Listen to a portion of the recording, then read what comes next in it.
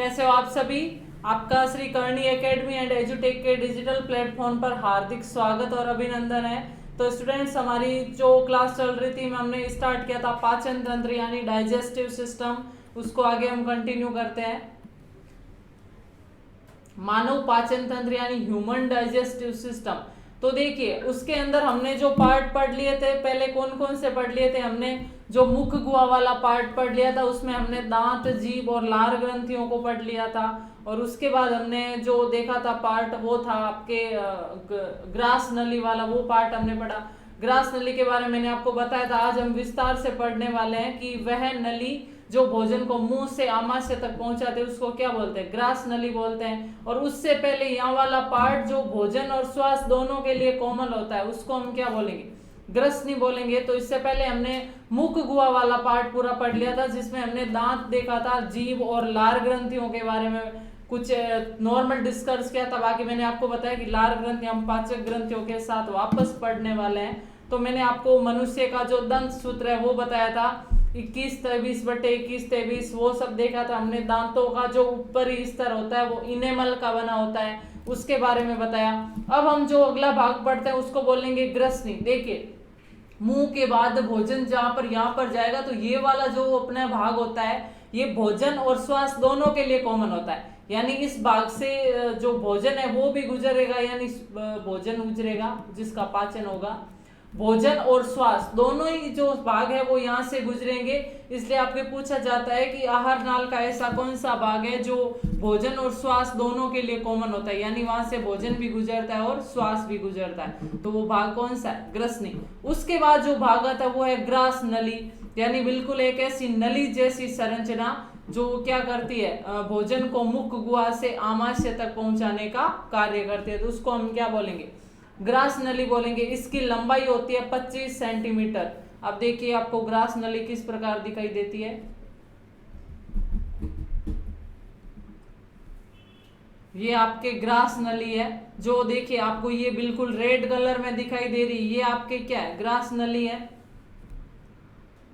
ये आपके बिल्कुल रेड कलर में जो मुख गुहा से प्रारंभ होती है और कहां पर, ग्रसनी वाले पार्ट से प्रारंभ होती है और आमाशय, ये आपको जो थैले जैसी संरचना दिखाई दे रही है ये क्या है, आमाशय है। तो यहां तक ये नली जैसी संरचना जाती है, इसको हम क्या बोलेंगे, ग्रास नली।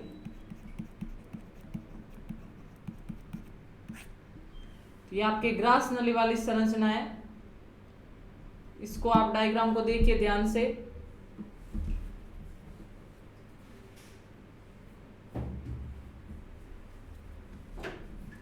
ठीक है, तो ये आपके ग्रास नली वाला भाग है जो बिल्कुल नली जैसी संरचना है। अब देखिए ये जो संरचना है, ये इसके अंदर ना तो भोजन का पाचन होगा ना भोजन का अवशोषण होगा। तो ये भाग है वो क्या काम करेगा, जो ग्रास नली है ये क्या काम करेगी, भोजन को मुख गुहा से आमाशय तक पहुंचाने में सहायता प्रदान करती है। इसके अलावा इसका कोई काम नहीं होता है।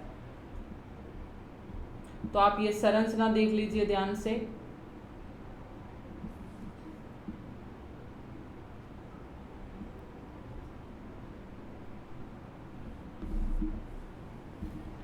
तो ये आपके ग्रास नाली वाली संरचना। अब देखिए ये जो ग्रास नली है, मैंने आपको बताया कि इसका मुख्य रूप से कोई काम नहीं होगा, ना तो ये भोजन का पाचन करेगी ना अवशोषण करेगी। ये सिर्फ भोजन को या मुख गुहा वाले पार्ट से सीधे आमाशय में पहुंचाने के लिए रास्ता प्रदान करती है। और ये संरचना रास्ता प्रदान कर रही है, तो इसके अंदर क्या खास बात होगी, एक तो ये क्या कर देगी, अपने इस रास्ते को बिल्कुल चिकना बना देगी, जिससे क्या है, भोजन इसके अंदर फंसेगा नहीं, आसानी से आगे चला जाएगा। तो ग्रास नली क्या करेगी, भोजन को आसानी से आगे भेजने के लिए ग्रास नली की दीवार से एक लसलसा पदार्थ स्रावित होता है, जिसको कहा जाता है सलेष्मा, या इसको म्यूकस भी बोलते हैं।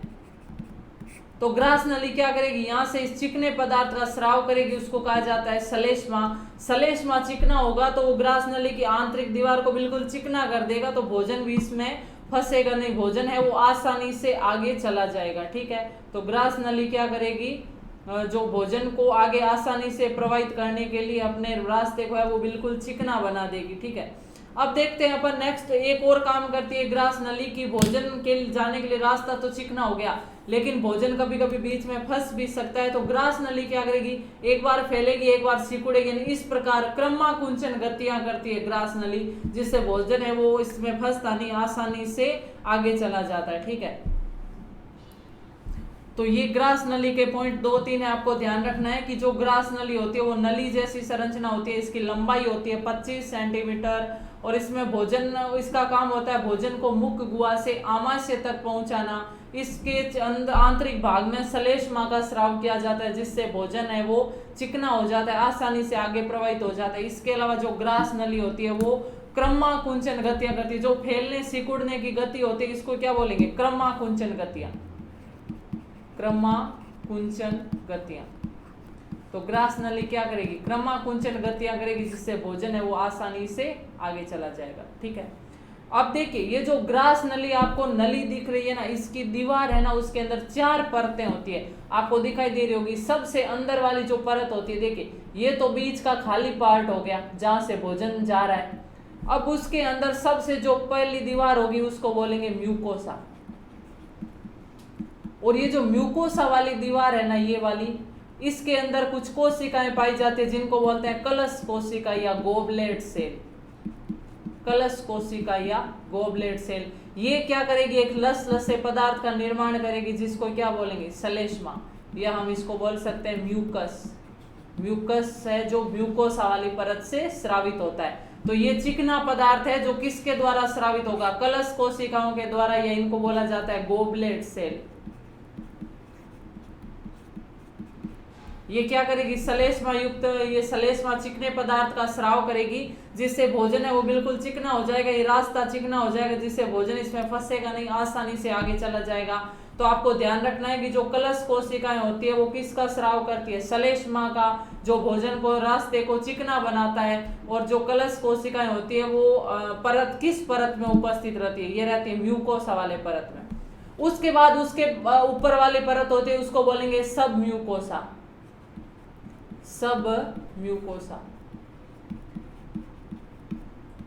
और सब म्यूकोसा के ऊपर होगी मस्क्यूलरिस लेयर, यानी पेशीय स्तर,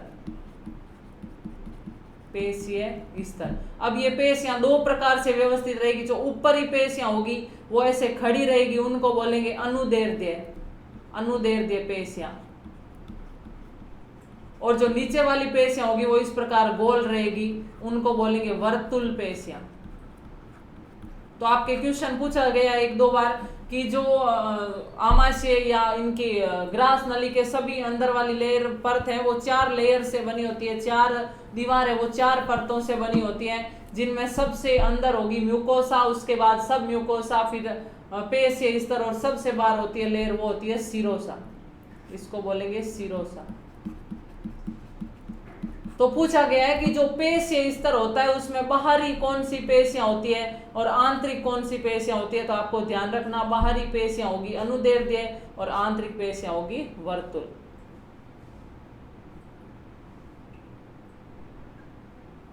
आया समझ में आपको। तो जो आहार नाल की पूरी अंदर वाली पर लेयर है, अंदर वाला भाग है, वो 4 परतों से मिलकर बना होता है। सबसे अंदर वाली परत बिल्कुल जो अंदर रहेगी, जिसके पास से भोजन गुजरेगा, वो कौन सी होगी, सबसे अंदर वाली होगी म्यूकोसा, दूसरी होगी सब म्यूकोसा, तीसरी होगी पेशीय स्तर और चौथी होगी सीरोसा।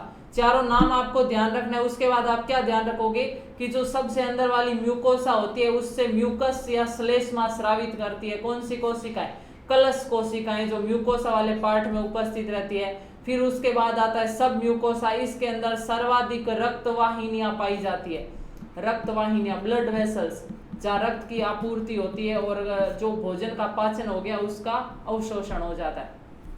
उसके बाद आता है पेशीय स्तर, यानी 2 प्रकार की पेशियां होती है। बाहर की तरफ जो खड़ी पेशियां रहती है उनको बोलेंगे अनुदैर्ध्य, और भीतर की तरफ गोल पेशियां होती है उनको बोलेंगे वर्तुल। तो आपको ध्यान रखना है, पूछा जाता है कि जो आहार नाल का पेशीय स्तर होता है, पेशीय परत होती है, उसमें बाहरी पेशियां किस प्रकार व्यवस्थित रहती है, आंतरिक पेशियां किस प्रकार व्यवस्थित रहती है। तो आपको ध्यान रखना है, जो बाहरी पेशियां होगी वो अनुदैर्ध्य होगी, खड़ी रहेगी, और जो आंतरिक पेशियां वो वर्तुल है, यानी गोल रहेगी। ठीक है, और सबसे बाहर वाला स्तर होता है उसको कहा जाता है सीरोसा।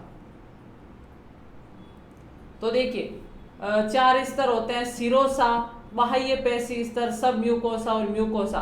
तो इसमें इसने आपको क्रम बताया बाहर से अंदर की ओर। तो देखिए जो म्यूकोसा है वो सबसे आंतरिक परत है, सबसे आंतरिक परत। उसके बाद आएगी सब म्यूकोसा, फिर बाह्य पेशी स्तर जिसमें बाहरी होगी अनुदैर्ध्य और भीतरी होगी वर्तुल, यानी बाहरी इस प्रकार खड़ी रहेगी और भीतरी वाली है वो गोल रहेगी, वर्तुल रहेगी। और सबसे बाहरी स्तर होता है वो होता है सीरोसा, सबसे बाह्य स्तर। तो आया आपको समझ में ये चारों लेयर। आप ध्यान रखना कि पूरे आहार नाल की जो दीवार होती है ना उसमें 4 परतें होती है। सबसे अंदर होगी म्यूकोसा, फिर सब म्यूकोसा, फिर पेशी स्तर और उसके सबसे बाहर की तरफ होगी सीरोसा। तो चारों परतों के इंपॉर्टेंट पॉइंट क्या है? जो म्यूकोसा होता है उसमें कलश कोशिकाएं या गोबलेट सेल पाई जाती है जो लसलसे पदार्थ श्लेष्मा का स्राव करती है, जिससे जो आंतरिक भाग है वो क्या हो जाए, बिल्कुल चिकना हो जाता है। फिर आती है सब म्यूकोसा।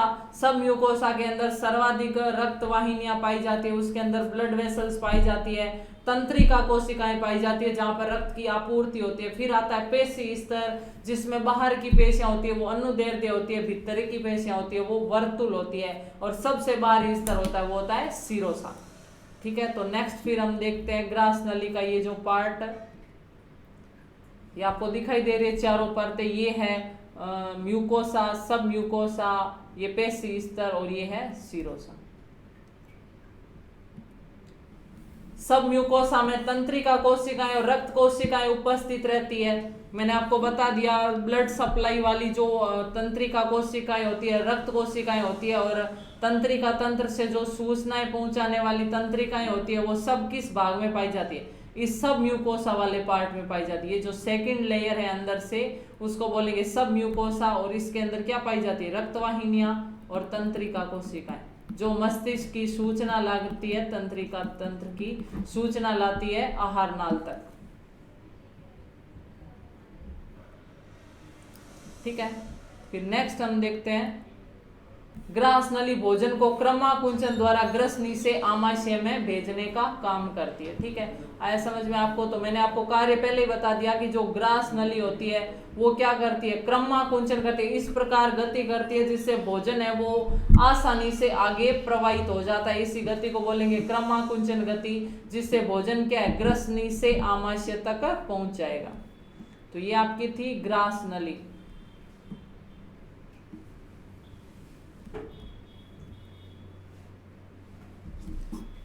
फिर नेक्स्ट आपके पार्ट आता है आमाशय।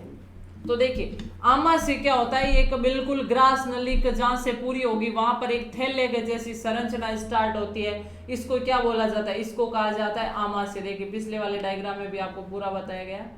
इसमें देखिए ये ग्रास नली वाला पार्ट यहाँ पर कंप्लीट हो गया और यहाँ पर एक थैले जैसी संरचना स्टार्ट हुई है, इसको हम क्या बोलेंगे? आमाशय कहेंगे इसको। ये है आमाशय।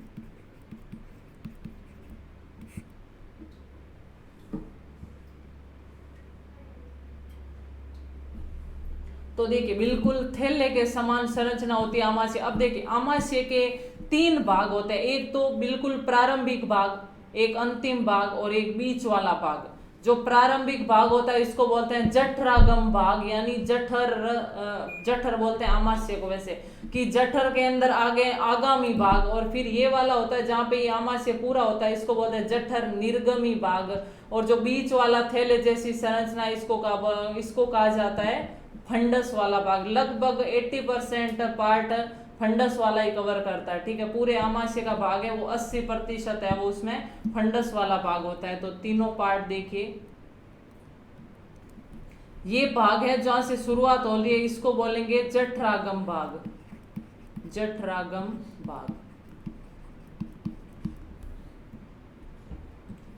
ये है जठर निर्गमी भाग।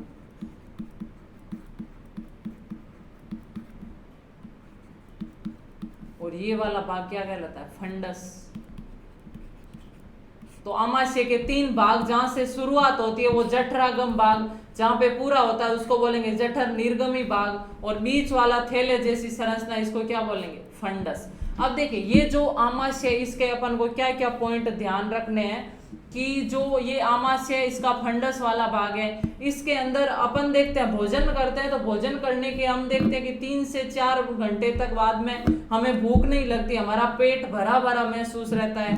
तो जब तक हमारा पेट भरा भरा महसूस रहेगा मतलब भोजन कहाँ पर रहेगा, आमाशय के इस फंडस वाले भाग में पड़ा रहेगा। जैसे ही भोजन आमाशय से निकलकर छोटी आंत में चला गया, हमारा पेट वापस खाली हो जाता है और हमें क्या होती है, वापस भूख लग जाती है। ठीक है, तो ध्यान रखना जब तक भोजन आमाशय में रहेगा तब तक हमारा पेट हमें भरा भरा महसूस रहेगा और हमें भोजन की वापस चाह नहीं होगी, हमें वापस भूख नहीं लगेगी। तो ध्यान रखना आपकी आमाशय में भोजन है वो कितने टाइम तक रहता है, आमाशय में भोजन है वो 3 से 4 घंटे तक रहता है।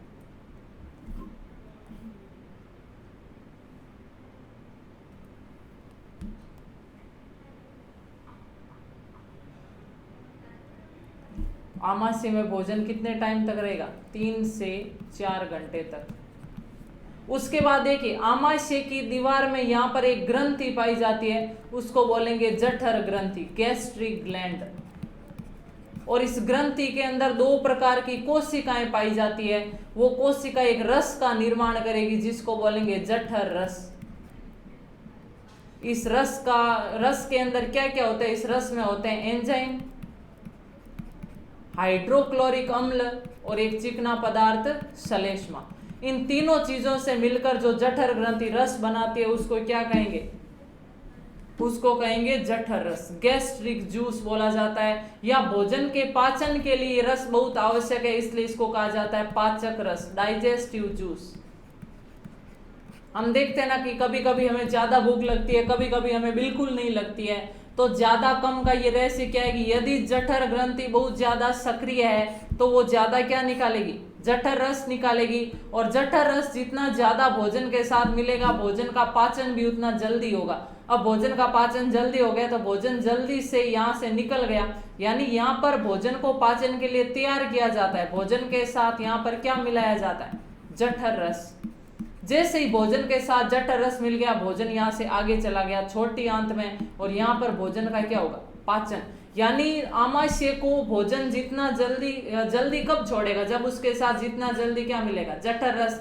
अब जठर रस जल्दी कब मिलेगा, जब जठर ग्रंथि ज्यादा सक्रिय होगी। तो जठर ग्रंथि ज्यादा सक्रिय होने से जल्दी निकलेगा जठर रस। जैसे ही जठर रस भोजन के साथ मिला, भोजन यहाँ से रवाना हो गया, छोटी आंत में चला गया पाचन करने के लिए, पाचित होने के लिए। तो अब जिसको जल्दी भूख लगती है मतलब उसके शरीर में जठर ग्रंथि है वो ज्यादा जठर रस निकाल रही है। और कभी कभी हम देखते हैं कि हम चाय कॉफी पी लेते हैं, फिर हमें क्या होता है, भूख ही नहीं लगती है, या अपन ने खाना खा लिया है तो पेट बिल्कुल भरा भरा महसूस रहता है। वो किस कारण रहता है कि उस टाइम हमारी जो जठर ग्रंथि होती है वो चाय कॉफी के कैफीन रसायन से निष्क्रिय हो जाती है।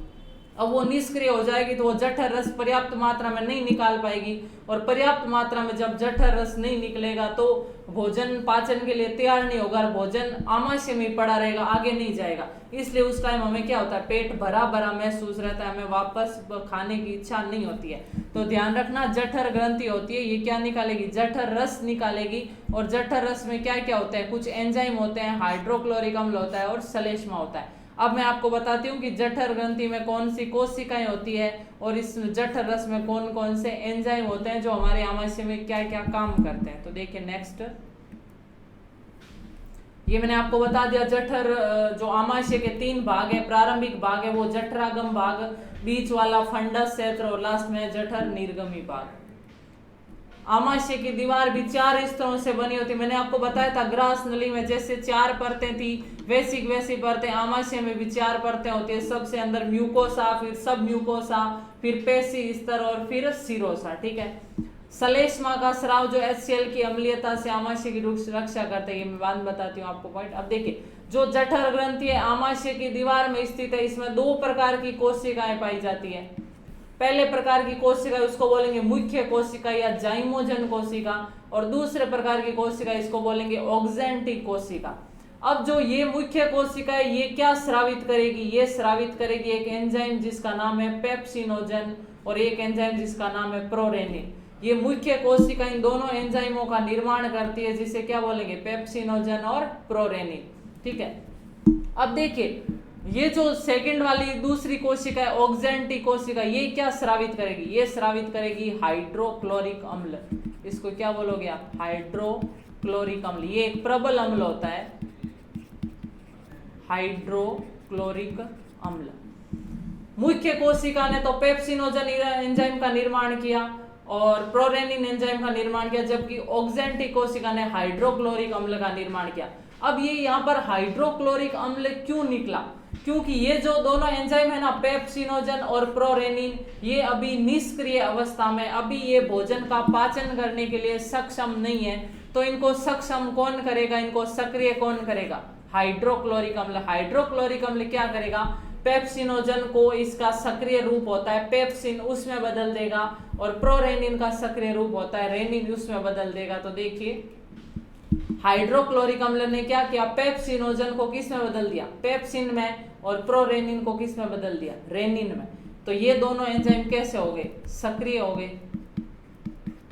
पहले ये एंजाइम कैसे थे, ये निष्क्रिय थे, तो इनको सक्रिय किसने किया, हाइड्रोक्लोरिक अम्ल ने। इसी के कारण जठर रस के साथ हाइड्रोक्लोरिक अम्ल है वो निकलना जरूरी है, क्योंकि अगर हाइड्रोक्लोरिक अम्ल नहीं निकलेगा ना, तो ये जो दोनों एंजाइम निकले हैं पेप्सिनोजन और प्रोरेनिन, ये किसी काम के नहीं होंगे, क्योंकि ये निष्क्रिय होते हैं, और इनको सक्रिय करने के लिए हाइड्रोक्लोरिक अम्ल का होना जरूरी है। अब देखिए यहाँ पर तो हाइड्रोक्लोरिक अम्ल काम में आ रहा है आपके, ठीक है, हाइड्रोक्लोरिक अम्ल निकल गया, लेकिन आपको पता है कि जो हाइड्रोक्लोरिक अम्ल होता है वो बहुत ज्यादा प्रबल अम्ल होता है, प्रबल एसिड होता है, और एसिड अगर स्किन पर गिरता है तो स्किन को जला देगा। और ये एसिड कहां पर निकल रहा है, आमाशय की दीवार पर निकल रहा है कि नहीं निकल रहा है, ये आमाशय की दीवार है, यहां से ये हाइड्रोक्लोरिक अम्ल जठर ग्रंथि से निकला है। तो हो सकता है कि हाइड्रोक्लोरिक अम्ल यहाँ से चिपक जाए और आमाशय की दीवार को डैमेज कर दे, क्योंकि एसिड है, त्वचा पर गिरेगा तो त्वचा को जलाएगा, और ये आमाशय की आंतरिक दीवार तो बहुत ज्यादा सॉफ्ट होती है। तो फिर क्या किया जाए, क्या HCl को निकालने के लिए बंद कर दिया जाए, नहीं, क्योंकि अगर आपने HCl को निकलवाना बंद कर दिया तो फिर जठर रस का कोई काम ही नहीं बचेगा, क्योंकि एंजाइम हमेशा निष्क्रिय रहेंगे, पेप्सिनोजन और प्रोरेनिन। तो फिर इसका क्या उपाय किया गया कि आपको पता था कि जठर रस में जो ये श्लेष्मा निकला था ना, इसका उपयोग किया गया। क्या किया गया कि जो आंतरिक परत है ना, उसके ऊपर चारों तरफ श्लेष्मा का लेप कर दिया गया। ये श्लेष्मा जैसे ही स्रावित होगा, ये आमाशय की दीवार के चारों तरफ चिपक जाएगा।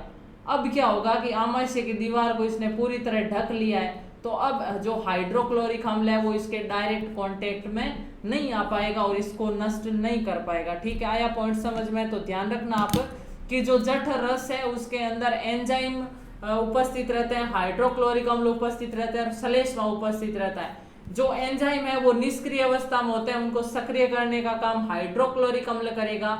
और यदि हाइड्रोक्लोरिक अम्ल प्रबल अम्ल है, आपको पता है, तो हाइड्रोक्लोरिक अम्ल को की अम्लीय प्रवृत्ति से इस आमाशय की दीवार को कौन बचाता है, श्लेष्मा बचाता है। तो इसलिए श्लेष्मा का भी साथ में स्राव हुआ। यही आपके भी पॉइंट था नेक्स्ट, कि श्लेष्मा का स्राव हाइड्रोक्लोरिक की अम्लीयता से आमाशय की सुरक्षा करता है। इंपॉर्टेंट पॉइंट है, ध्यान रखना कि आमाशय की दीवार को HCl की अम्लीयता से कौन बचाएगा, श्लेष्मा। और HCl वह अम्ल है जो आमाशय की दीवार से निकलता है, जठर ग्रंथि से निकलता है, और वो क्या करेगा, वो जो निष्क्रिय एंजाइम है पेप्सिनोजन और प्रोरेनिन, उनको क्या करेगा, सक्रिय करेगा, जिससे ये दोनों सक्रिय होंगे तो ये प्रोटीन का पाचन करने का काम करेंगे। आपने अगर कोई भी प्रोटीन का स्रोत खाया है तो उसका पाचन की शुरुआत कहाँ पर हो जाएगी, आमाशय के अंदर हो जाएगी। पूर्ण पाचन होता है वो छोटी आंत में होता है, लेकिन पाचन की शुरुआत है वो कार्बोहाइड्रेट की शुरुआत हमारे मुंह में ही हो जाएगी। लार ग्रंथि में दो एंजाइम होता है, टाइलिन और लाइसोजाइम। तो जो टाइलिन एंजाइम है वो मुंह में ही कार्बोहाइड्रेट का पाचन स्टार्ट कर देगा, लेकिन प्रोटीन का पाचन देखिए यहाँ पर आमाशय में शुरू होगा, क्योंकि सबसे पहले प्रोटीन अपघटनीय एंजाइम कहाँ पर उपस्थित है, आमाशय में उपस्थित है। अब देखिए इन दोनों एंजाइमों के काम क्या है। ये जो रेनिन एंजाइम होता है ना, ये सिर्फ शिशुओं के आमाशय में पाया जाता है, शिशुओं, स्तनधारी शिशुओं के आमाशय में उपस्थित रहता है ये।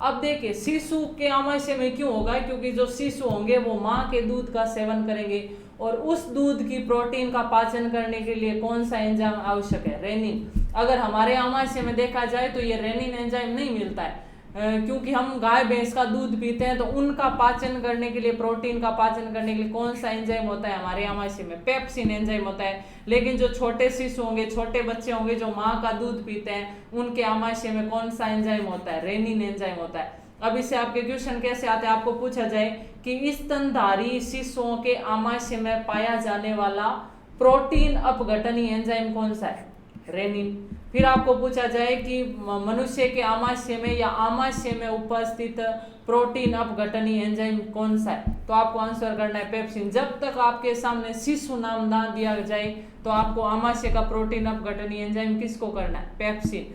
लेकिन यदि शिशु नाम आ जाए तो आपको आंसर क्या करना है, रेनिन। आया समझ में। तो ये दोनों एंजाइम अब सक्रिय अवस्था में, पहले ये निष्क्रिय अवस्था में थे, पेप्सिनोजन और प्रोरेनिन। फिर इनको सक्रिय किसने किया, हाइड्रोक्लोरिक अम्ल ने किया, और पेप्सिनोजन को बदल दिया पेप्सिन में और हाइड्रोक्लोरिक अम्ल को बदल दिया रेनिन में।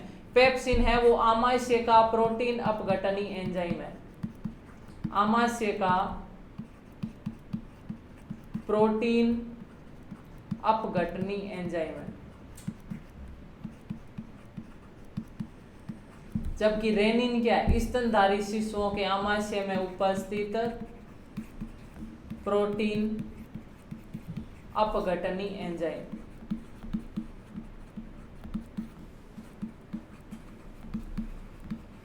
आया समझ में आपको। तो आपने यहां तक हमने आज पढ़ा किस किस को, एक तो ग्रास नली को, ग्रसनी को और आमाशय को। वापस एक बार मैं आपके सामने रिवाइज कर रही हूं। सबसे पहले हमने पढ़ा ग्रसनी। ग्रसनी वो भाग है आहार नाल का जहां से भोजन भी गुजरता है और श्वास भी गुजरता है, जहां से भोजन भी गुजरता है और श्वास भी गुजरता है, यानी श्वास और भोजन दोनों का ग्रसनी क्या है, सम्मिलित भाग है। उसके बाद दूसरा पार्ट हमने देखा ग्रास नली, एक नली जैसी संरचना जिसकी लंबाई 25 सेंटीमीटर होती है और ये मुख गुहा से आमाशय के बीच में उपस्थित रहती है। इसके अंदर 4 स्तर होते हैं। सबसे बाहरी होता है सिरोसा, फिर पेशी, फिर सब म्यूकोसा, और सबसे अंदर वाली लेयर होती है वो होती है म्यूकोसा। म्यूकोसा के अंदर कलश कोशिकाएं पाई जाती है जो एक लस से पदार्थ का निर्माण करती है, जिसको हम क्या बोलेंगे, गोबलेट सेल, या हम बोलेंगे कलश कोशिका। ठीक है। उसके बाद सब म्यूकोसा के अंदर क्या पाई जाती है, रक्तवाहिनी और तंत्रिका कोशिकाएं पाई जाती है। ध्यान रखना किस लेयर में कौन सी संरचनाएं पाई जाती है। फिर पेशीय स्तर होता है, उसमें 2 प्रकार की पेशियां होती है। जो बाहर की तरफ होती है वो खड़ी रहती है, उनको अनुदैर्ध्य पेशियां बोलेंगे, और जो अंदर की तरफ होती है वो गोलाकार होती है, उनको वर्तुल पेशियां बोलेंगे। फिर सबसे अंदर वाला पार्ट, बाहर वाला पार्ट होता है सिरोसा। ठीक है। तो ये आपके थे जो ग्रास नली के पॉइंट की। ग्रास नली होती है उसके अंदर क्रमाकुंचन गतियां होती है और श्लेष्मा का स्राव होता है। तो श्लेष्मा से तो रास्ता है वो चिकना हो जाएगा, और क्रमाकुंचन गतियों के द्वारा भोजन आसानी से मुंह से आमाशय में पहुंच जाएगी। यानी यहाँ पर अगर भोजन पड़ा है तो इसको आमाशय तक पहुंचाने के लिए क्या करेगी, चिकना बना देगी मार्ग, और फिर इस प्रकार गति करेगी जिससे भोजन है वो आगे आसानी से पास हो जाएगा। फिर आपके पार्ट आता है आमाशय। थैले जैसी संरचना होती है आमाशय।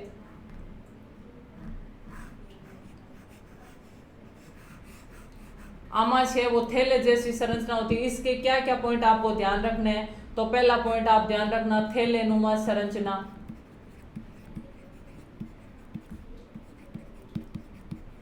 दूसरा पॉइंट ध्यान रखना, आमाशय में भोजन कितने टाइम तक रहता है, 3 से 4 घंटे तक। नेक्स्ट पॉइंट, आमाशय में उपस्थित भोजन क्या कहलाता है, कायिम कहलाता है। आमाशय में जो भोजन उपस्थित रहता है जिसके साथ जठर रस मिल जाता है उसको क्या बोलेंगे, कायिम। तो ध्यान रखना, आमाशय में उपस्थित भोजन क्या कहलाता है, कायिम कहलाता है।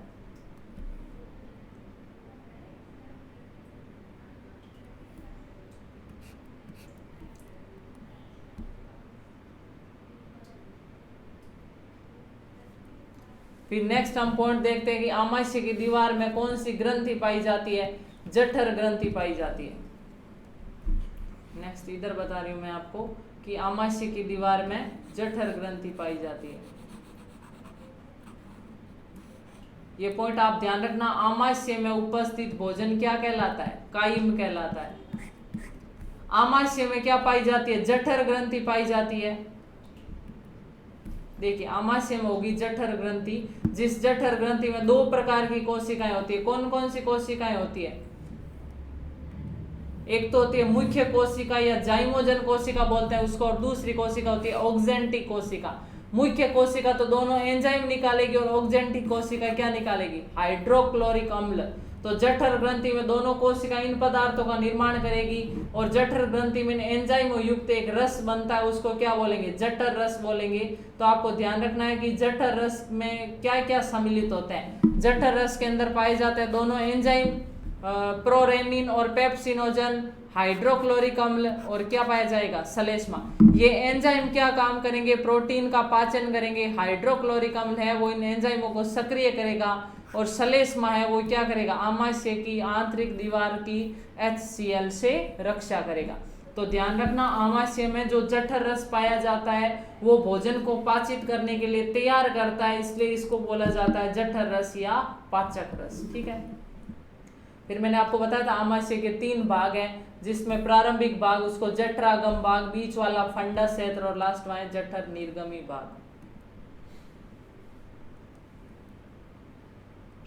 और फिर इस हाइड्रोक्लोरिक अम्ल ने एंजाइम को स्रावित कर दिया, एंजाइमों को सक्रिय कर दिया, और ये एंजाइम क्या काम करेंगे? पेप्सिन है वो आमाशय में प्रोटीन का अपघटन करेगा, और रेनिन है वो स्तनधारी शिशुओं के आमाशय में प्रोटीन का अपघटन करेगा।